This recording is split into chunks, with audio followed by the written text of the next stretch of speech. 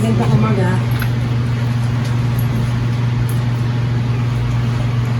Magandang hapon sa ating lahat. Ngayon ay bubukas ko na ang pagpupulong ng mga ating SK Kagawad. Bago tayo magsimula sa ating pagpupulong, inaanyayahan ko tayo ay tumayo para sa ating maikling pagpulong.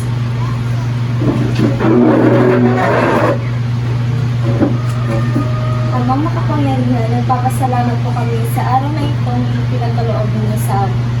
Salamat sa pagkakataong muling pagtipon upang talakayin ang mga bagay na makakatulong sa amin at sa mga kapwa namin kabataan.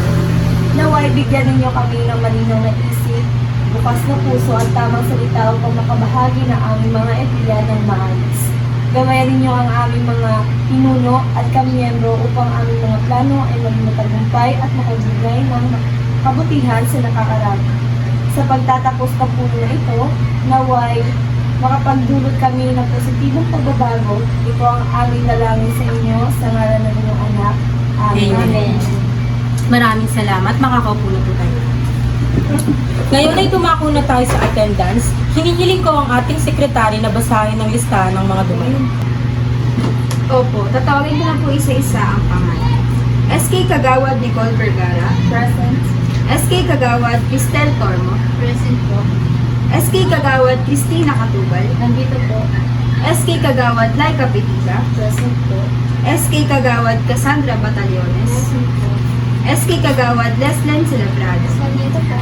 Kumpleto po tayo ngayong araw, SK Chair. Salamat, Sekretary. Batay sa pagtala ng pagdalo, sa oras na ito ay formal ko nang binubuksan ng pulong. Call to order. Ang pagpupulong ng Sangguniang Kabataan sa Barangay Santa Lucia ay formal nang binubuksan ni SK Chairman Claude, tagapangulo.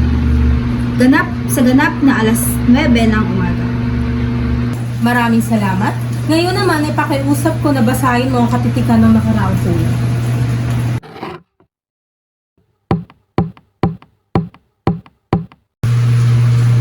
SK Chair, narito po ang kabuuang ulat ng ating huling pagpupulong. Una, tinalakay natin ang kahalagahan ng papel ng kabataan sa politika. Ayon kay SK Kagawad Nicole na dapat aktibo tayong makilahok. At si SK Kagawad Cristina naman ay nagbigay babala na dapat maging maingat sa maling impormasyon na kumakalat. Ikalawa, nagkaroon ng suhestyon na maglunsad ng simpleng poster making at info campaign tungkol sa human rights awareness sa ating barangay. Pangatlo, napagkasunduan din natin na magbuo ng maliit na committee na maghahanda ng plano para sa isang youth forum tungkol sa tamang paggamit ng social media sa mga isyong pampolitika. Yan po ang nakasaad sa nakaraang katitikan ng pulong. Maraming salamat, Sekretary.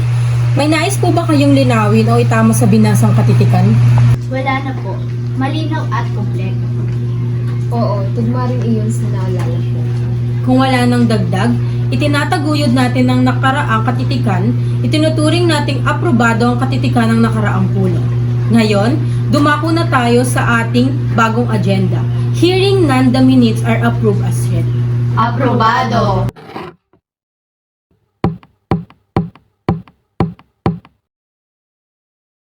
Para sa unang agenda, tatalakayin natin ang papel ng kabataan sa politika. Ano ba talaga ang magiging epekto kung aktibo ang kabataan sa politika? Maaari tayong magbigay ng opinyon, suhestisyon o halimbawa. Sa tingin ko po, SK Chair, napakahalaga ng kabataan sa politika dahil tayo ang future leaders. Kung maaga pa lang ay natututo na tayong makialam at magsalita, mas magiging responsable tayo sa hinaharap. Idadagdag ko lang SK Chair, hindi lang makialam, kundi dapat rin tayo maging critical. Kasi minsan, may mga kabataan na nadadala lang sa uso sa social media. Ang dapat, may malalim tayong pag-unawa bago magbigay ng opinion. Naalala ko ng election, ang dami kong kaklase na bumoto based lang sa meme o viral video. Dapat turuan tayo kung paano mag-check ng credibility ng mga kandidato. It has been moved and seconded. Is there any discussion on the motion? SKJ, if I may, sa kabilang banda, maganda rin na kahit papaano ay nakikisali ang kabataan kahit means pa lang. Sinyalis yun na aware sila. Ang challenge lang ay papaano sila i-guide para maging responsible ng kanilang partisipasyon. Suggestion ko lang po, SK Chair. Baka pwedeng magsagawa tayo ng Youth Political Awareness Day dito sa barangay o sa school para sa speaker, forum at open discussion tungkol sa role ng kabataan sa gobyerno. I second the motion. Magandang ideya iyan, SK Kagawad Cristel. So napagkasunduan na magkakaroon tayo ng plano para sa isang Youth Political Awareness Program. Mamaya, pag-uusapan natin kung sinong committee ang mag-handle. The motion on the floor is to conduct a Youth Political Awareness Day. Is there any objection? We shall now proceed to vote on the motion as amended. All those in favor, please say yes. Yes! Those opposed, please say no. The yes have it. The motion as amended is carried. The suggestion is duly noted and approved.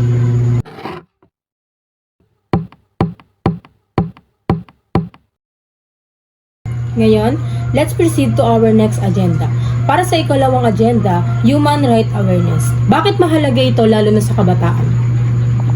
SK Chair, para sa akin, importante na kabataan pa lang ay alam na natin ang mga karapatan.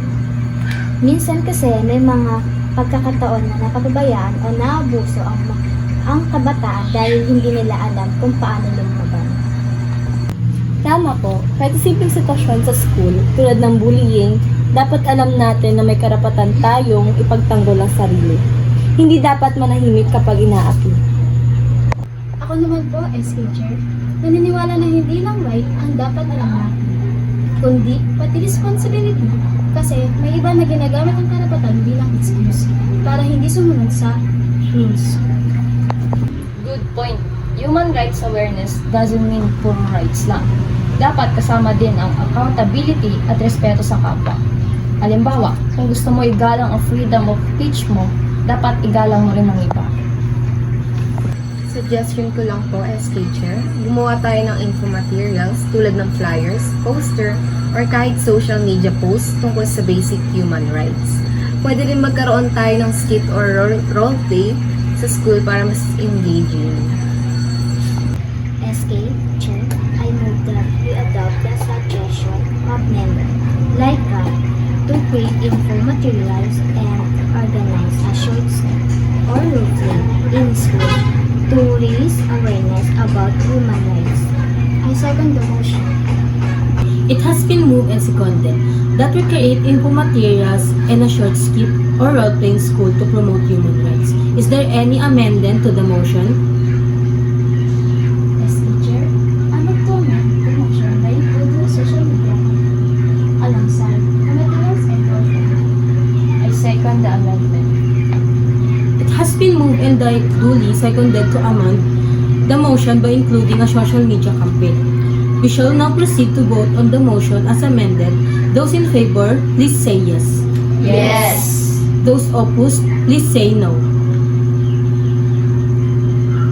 Hearing majority in favor, the motion as amended is carried. Therefore, we shall proceed creating info materials, a role-playing school, and a social media campaign on human rights. Noted po ang mga suggestions. So, napagkasunduan na natin na maglulunsad tayo ng information drive tungkol sa human rights awareness. At gagawin natin itong creative para mas ma-engage ang mga kabataan.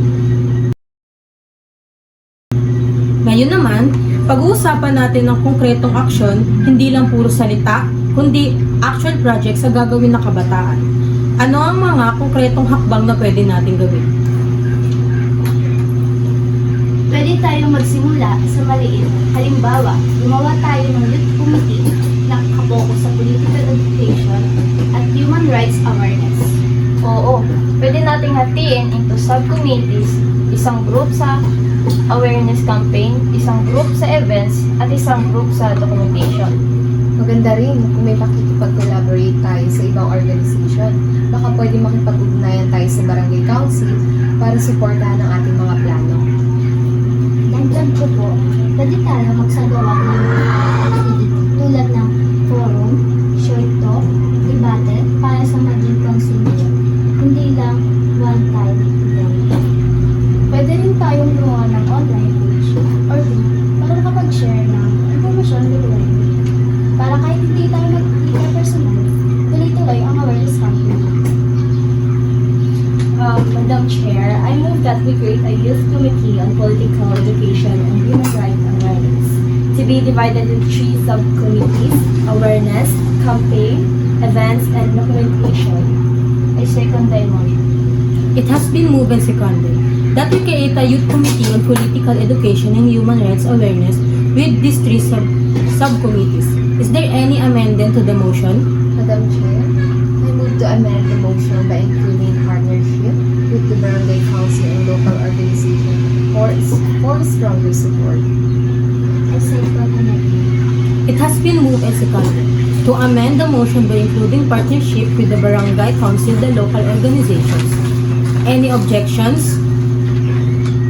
Hearing none, we shall now proceed to vote on the motion as amended. Those favor, please say yes. Yes. Those opposed, please say no. The yes have it. The motion as amended is carried. Therefore, we shall establish a youth committee with 3 subcommittees and ensure collaboration with the barangay council and local organizations. SK Chair, bago magtapos ang ating pagpupulong, nais ko lamang ipaalala na sa darating na September 22 to 23, tayong mga SK ay lilibot sa lahat ng elementary school sa ating barangay upang mamahagi ng mga hygiene, menstrual at puberty kits para sa mga mag-aaral ng grade 1 hanggang grade 6. Ngayon naman ay kailangan na natin itakda ang PEDSA para sa susunod na pagpupulong patungkol sa mga aksyong nais nating ipanakala. Madam Chair, kung maaari po ay sa susunod na Biyernes, September 26, para makapag-isip pa ng maaaring maidagdag na aktibidad at programa para sa kabataan. Sumasang-ayon po ako para tapos na rin ang ibang ating kinakailangan tulad ng kakasabi lang na pagpunta sa lahat ng paaralan pang-elementary. Kung ganon, napagkasunduan ng susunod na pagpupulong ay gaganapin sa September 26, 2025, alas 9 ng umaga. Dito rin sa bulwagan ng Sangguniang Kabataan ng Santa Lucia. Kung wala na pong ibang tatalakayin, ako may bubukas na para sa motion sa pag-adjourn ng pulong. Mr. Chair, I move to adjourn. I second the motion. It has been moved and seconded to adjourn the meeting. Is there any objection? Hearing none, the meeting is adjourned. Ngayong September 16, 2025, 9:55 ng umaga, formal kong idinideklara ang pagtatapos ng ating pulong. Maraming salamat sa inyong aktibong pakikilahok at pagdedikasyon na way dalhin natin ang ating mga napag-usapan tungo sa pagbabago na ninais natin para sa kapakanan ng kabataan. Muli, dito na nagtatapos ang ating pagpupulong.